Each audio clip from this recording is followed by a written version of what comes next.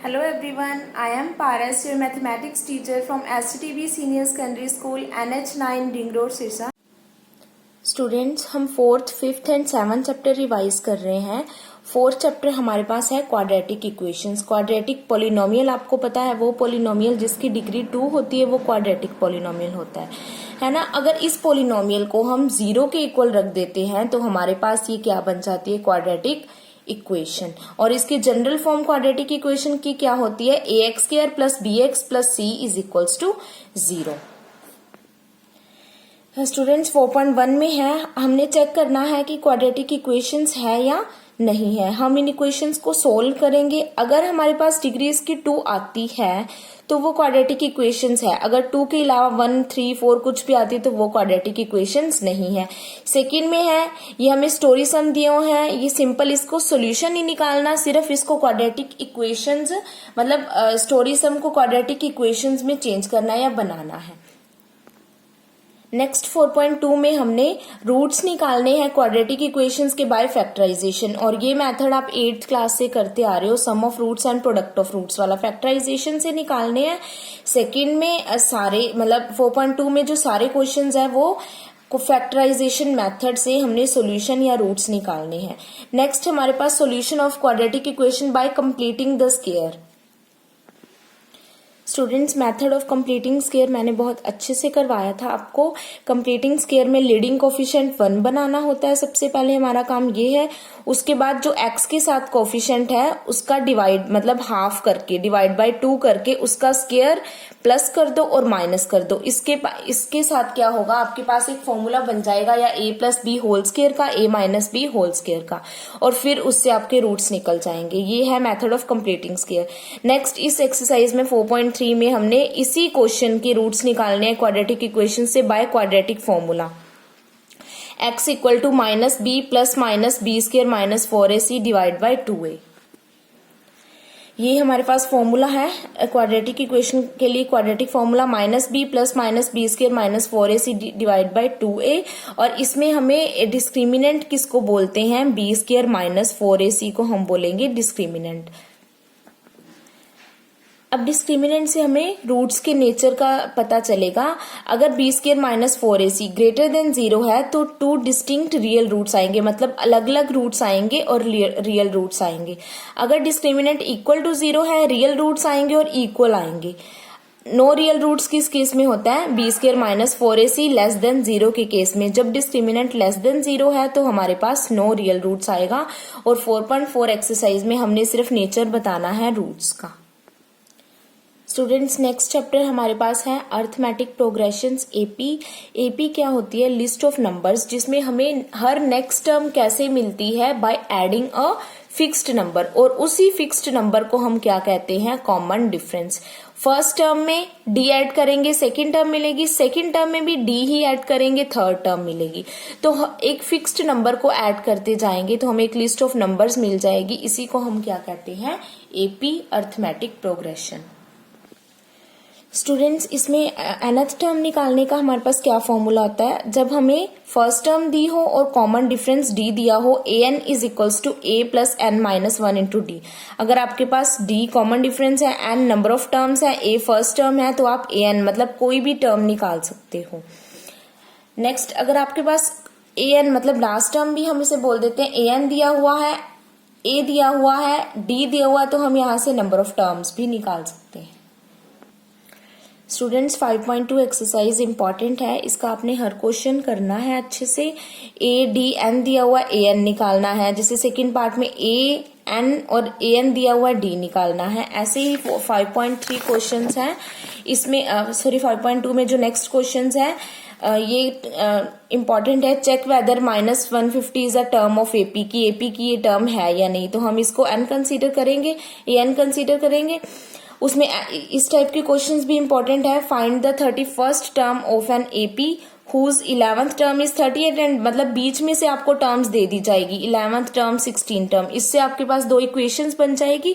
उन इक्वेशंस को सोल्व करके हमारे पास ए और डी की वैल्यू आ जाएगी और अगर ए और डी है तो हम कोई भी टर्म निकाल सकते हैं।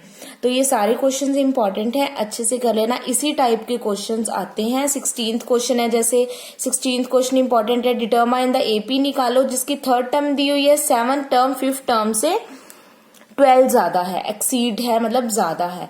तो इस टाइप के क्वेश्चंस अच्छे से कर लेना। नेक्स्ट है sum of first n terms of an AP. ये क्या है स्टूडेंट्स, जैसे मान लो 1 to 100 टर्म्स हैं आपके पास, उनका आपने सम करना है। तो हम ये बहुत टाइम कंज्यूमिंग हो जाएगा अगर 1 + 2 3 करें, 1 + 2 3 + 3 6, ऐसे अगर हम सम करते हैं। हमारे पास sum of first n terms of an AP निकालने का फॉर्मूला है n/2 2a + n-1 into D. या फिर अगर आपके पास first term and last term दी है तो SN निकालने का फॉर्मूला है n/2 a + l। स्टूडेंट्स 5.3 में आपने फर्स्ट, सेकंड, थर्ड से लेके 14th क्वेश्चन तक क्वेश्चन करने हैं। नेक्स्ट जो प्रैक्टिकल लाइफ वाले एग्जांपल्स हैं ये अपने सिलेबस में से इस बार ही रिमूव हो चुके हैं। 1 to 14 क्वेश्चंस आपने इसके ट्राई करने हैं और ये भी इम्पोर्टेंट है। 5.2 एंड 3 में से 1-2 क्वेश्चंस पक्का आते हैं।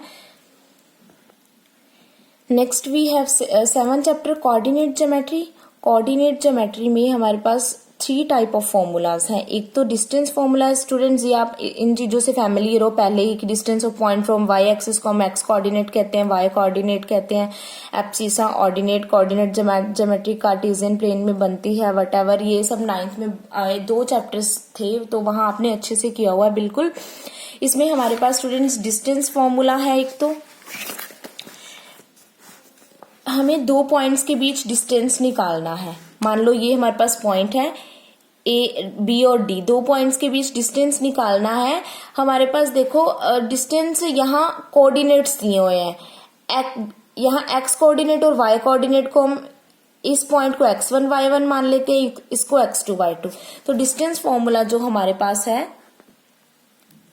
x2 - x1 whole square plus y2 - y1 whole square का रूट। तो जब हमें कोऑर्डिनेट्स दिए हो पॉइंट्स के तो जो डिस्टेंस फॉर्मूला है मतलब इस फॉर्मूले से हम 2 पॉइंट्स के बीच का डिस्टेंस निकालेंगे, x2 - x1 का whole square plus y2 - y1 का whole square. And we know students distance can't be negative, negative नहीं हो सकता, हमेशा पॉजिटिव ही रहेगा। इसमें जो एग्जाम्पल्स और 7.1 के क्वेश्चंस है वो काफी सिमिलर है कि हमने पॉइंट्स को कोलिनियर प्रूव करना है, आइसोसेलेस ट्रायंगल प्रूव करना है।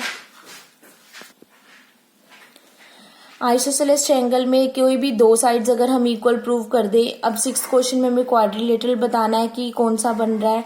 7th में पॉइंट निकालने हैं एक्स एक्सिस पर जो इक्वी डिस्टेंट है 2 - 5 एंड -2 9 के। 7 to 10 क्वेश्चन इंपॉर्टेंट है और 3rd 4th भी काफी इंपॉर्टेंट है। नेक्स्ट 7.2 पे हमारे पास है सेक्शन फॉर्मूला। सेक्शन फॉर्मूला जब हमें रेशो दिया हो, जब हमें कह दे कि एक लाइन सेगमेंट